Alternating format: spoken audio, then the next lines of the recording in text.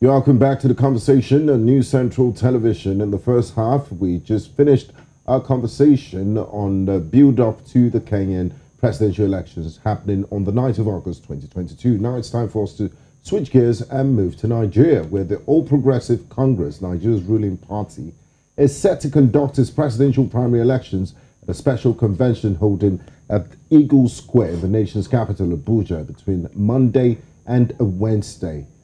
The exercise presents the APC with the arduous task of getting right the choice of a candidate that leads it to victory in the 2023 race for the Nigerian presidency. In furtherance of this, the party has set up an 18-member subcommittee to spearhead its special convention and presidential primary. Now, this was disclosed by the National Publicity Secretary of the party, Felix Moka. He said the governor of Gombe State, Noah Yahya, would chair the budget committee, while the Minister of Finance, Zainab Ahmed, would be the co-chair. Moka added that Finance and Logistics Committee would be chaired by Governor of Lagos State, Babajide Sanwo-Olu, while Accreditation and Decoration Committee would be chaired by Dapo Abiodun, that is the Governor of Ogun State. Now, joining us on the conversation live to discuss this, we have Lukman Owolabi. He is a public affairs analyst. Thank you so much for joining us on the conversation. My pleasure. Pleasure is mine. Now, in a recent meeting with aspirants, the president of Nigeria, Muhammadu Buhari, urged for consultations to come up with a formidable candidate before the primary elections. Now, do you think a consensus candidate will still be visible at this point, and will it be a better option? No, I'm so damn sure they're not going to have a consensus arrangement as it is, because it's as far as I'm concerned, it's a two horse race. As far as I'm concerned, what I can see, I think the battle is between Bola Tinubu and the vice president, Yemi Osinbajo. At the end of the day, because they are the two front runners. They are the two that have, traversed nearly all the states. I know Professor Yemi Osinbajo has traversed all the 36 states of the Federation, meeting with delegates and seeking for votes. Likewise, Bola Tinubu, he has also gone to at least 28 states. Indeed, he even went to one today.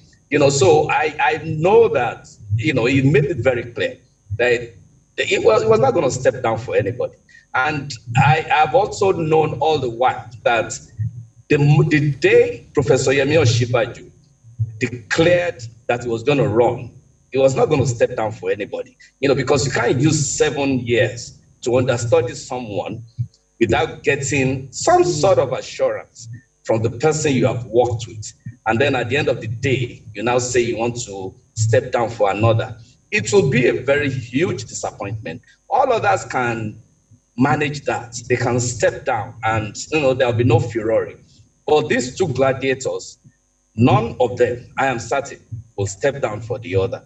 It's going to be a battle royale today. I think the voting starts around 6 o'clock. They have not amended it. And it's going to be a battle royale. And it is only good that they go through this process. Because if they don't go through this process and they force somebody to step down or whatever, then it might not go well for the party. Because the kind of insinuations that have been going on all over the place, they have been suspecting, each other that, look, we don't want a consensus arrangement. Anybody that wants a consensus arrangement believes that unless the consensus comes to them, if it doesn't come to them, then it doesn't go anywhere else. So let's have an election and battle and see who will come tops at the end of the day. Now, Lukman, still looking at the what you said about the current vice president, that he would not step down for anyone, having understudied the president for 7 years.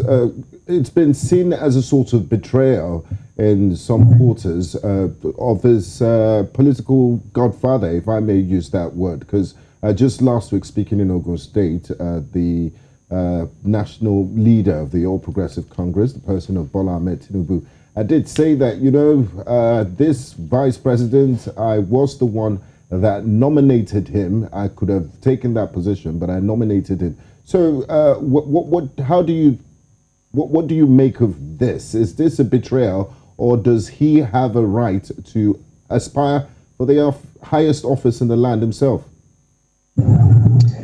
You see, I've always said this. I don't know what they mean by betrayal. When somebody nominates you, for an office, it's probably not even as, clear-cut as they are saying it. Let's even, for the sake of argument, say, okay, I nominate you. Something must have happened for you to nominate that person into office. And then when you nominate me into office, I don't owe you loyalty. I owe you gratitude.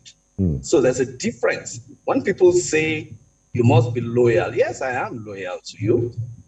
What I owe you, actually, is gratitude. You do not expect me to be beholden to you just because you nominated me to an office.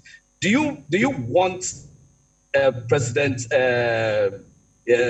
Muhammadu Buhari, to be beholden to General Olusegun Obasanjo just because he made him a petroleum minister back in the day? Some people helped Bola Ahmed Tinubu into office. If you know the intrigues that went on before he became governor, they had already chosen somebody before some people said, look, we recognize the sacrifices that this guy has made in the past. Let us use him to supplant somebody that has been on the ground. And that was how, he was not even around in the country when they nominated him for governor of Lagos State. Indeed, it was somebody else that picked up his form, filled his form for him, and that one even made a mistake in filling the form. Instead of writing Chicago State University, that one wrote University of Chicago. And that also generated a kind of furore. So do you want him to be beholden to those people forever? Okay, look, man, aside from a betrayal or looking at consensus candidature, another issue is also the part of zoning, and I'd like to bring in Olukayode Salako right now into the conversation. And we know that this has been a contentious issue causing a division between the North and South. Now, would you think ethnicity or tribe will have a role to play in these primaries? And will a Southerner be APC's strong card in the presidential election? Come again, can you hear me? Yes, I can hear you. We're looking at the issue. Can you hear me now?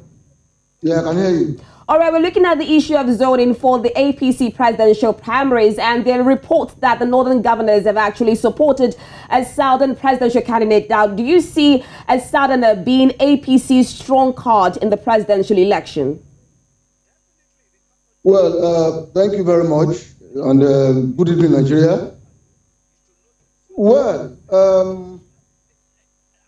one thing I know, and that I'm very sure of, is that the All Progressive Congress, as a ruling party in the country, would not anoint or endorse, or let me say select, or choose any aspirant that the party is not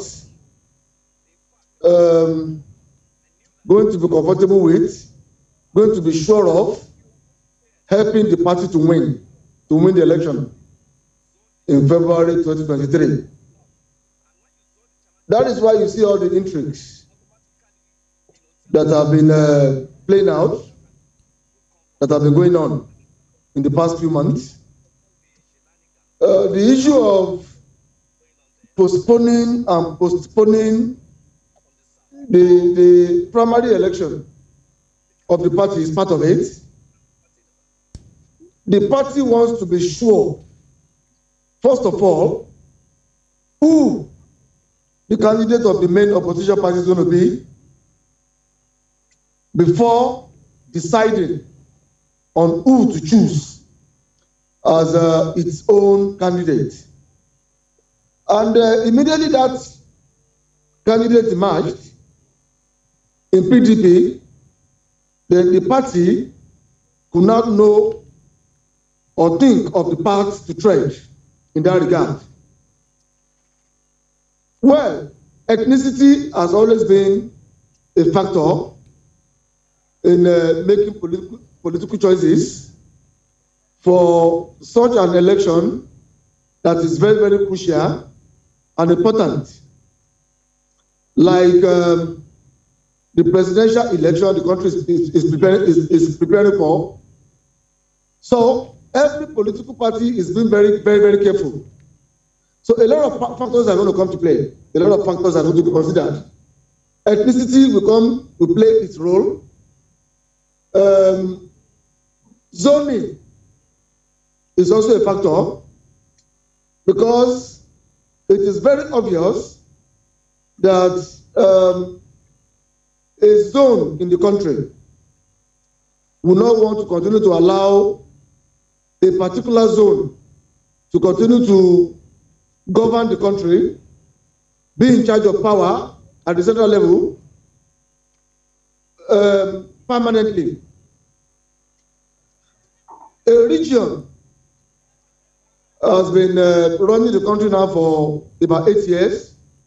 It is natural for another zone to also want to say, okay, you have spent 8 years, you have been with power for 8 years, in the spirit of equity, justice, and fairness, power should now go to another zone. And okay. Since the zone that power is naturally supposed to go to, which is the Southeast, I think has a problem with most of the prominent political parties in the country.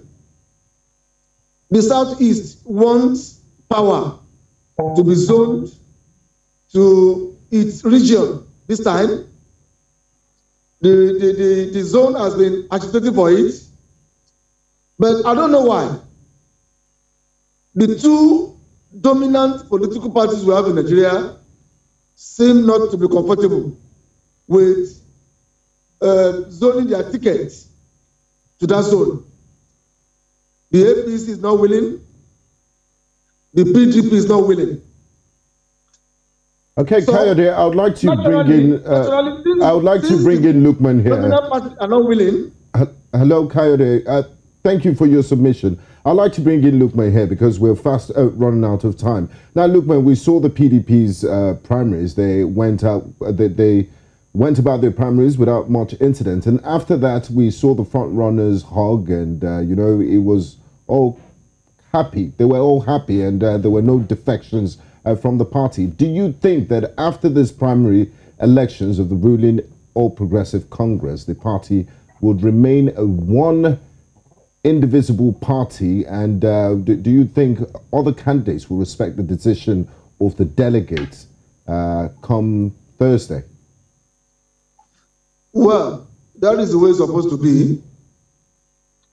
It is normal that during the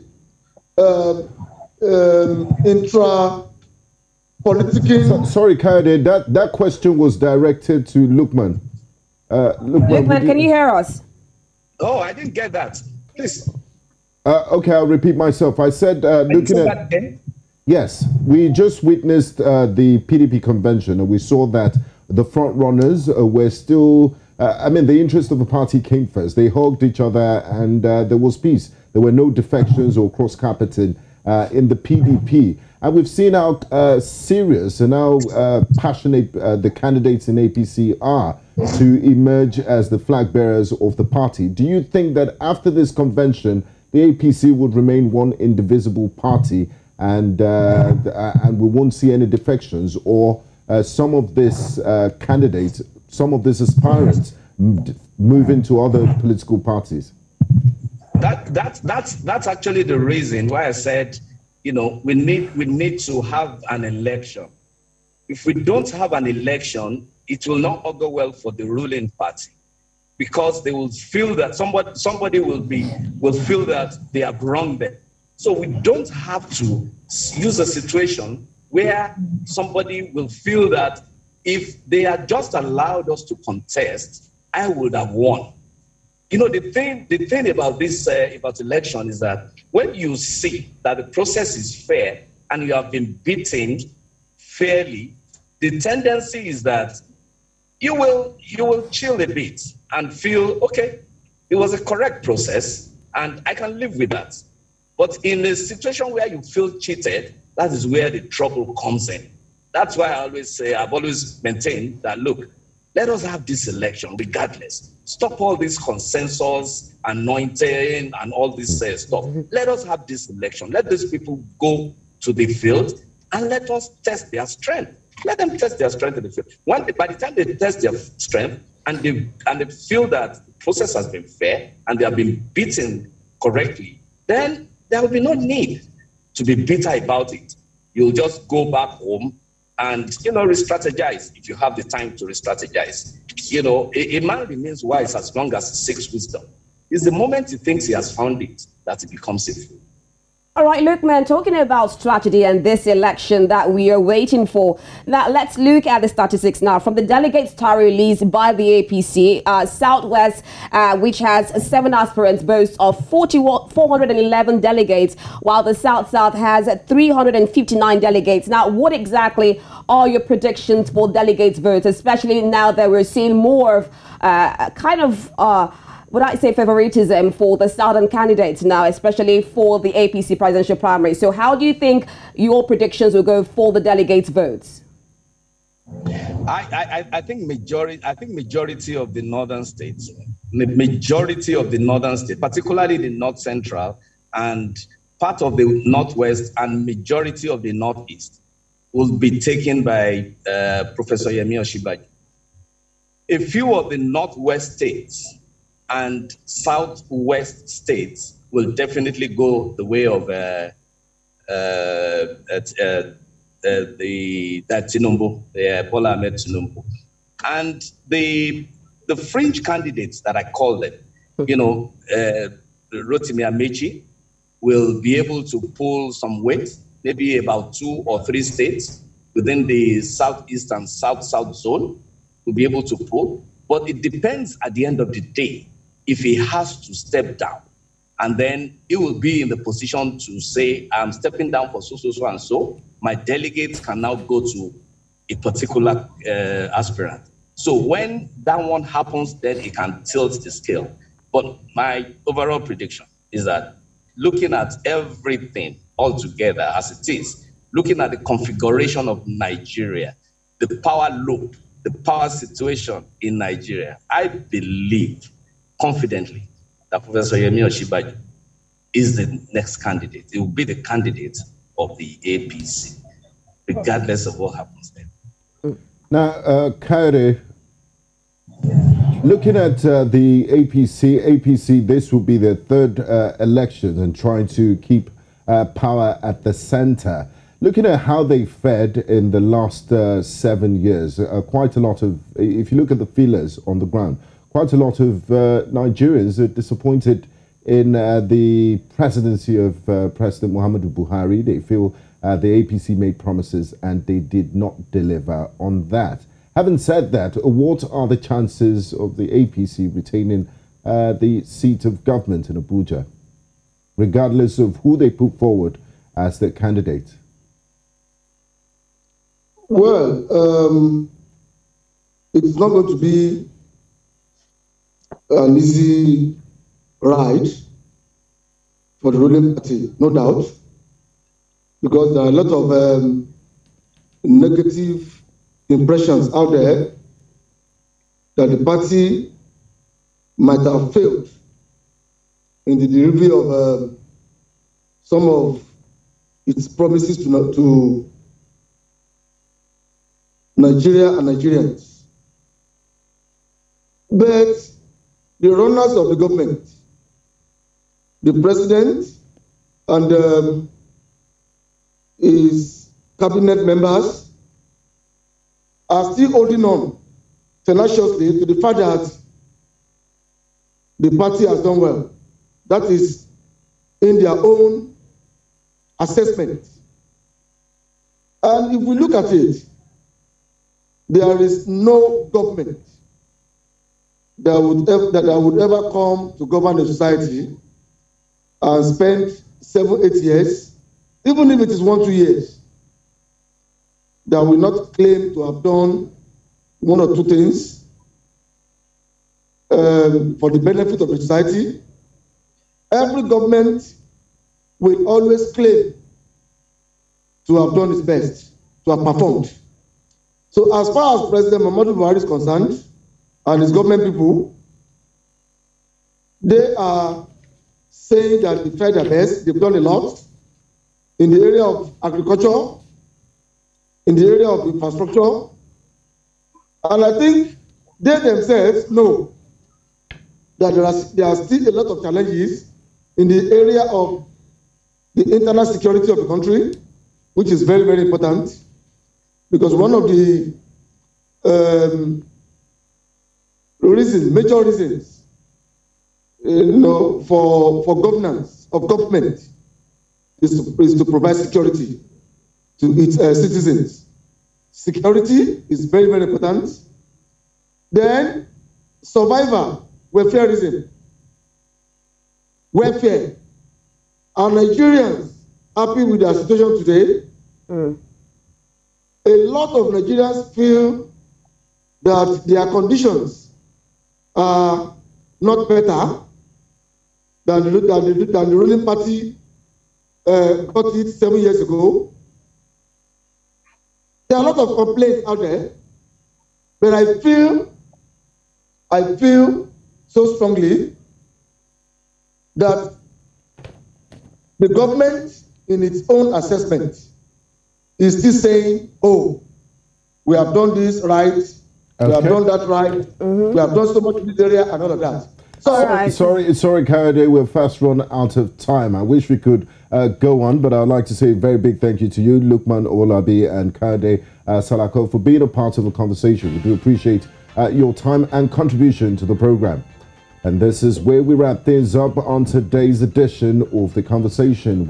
In the first half, we looked at the upcoming elections in Kenya, and we just concluded our conversation on the upcoming All Progressive Congress Presidential Primaries and Gbenga Aborowa.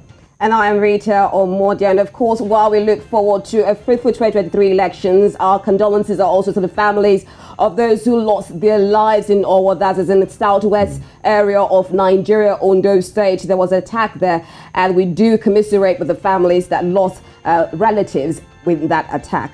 And that's how we'll call it a wrap on today's edition. To join us again on Wednesday for another edition of The Conversation.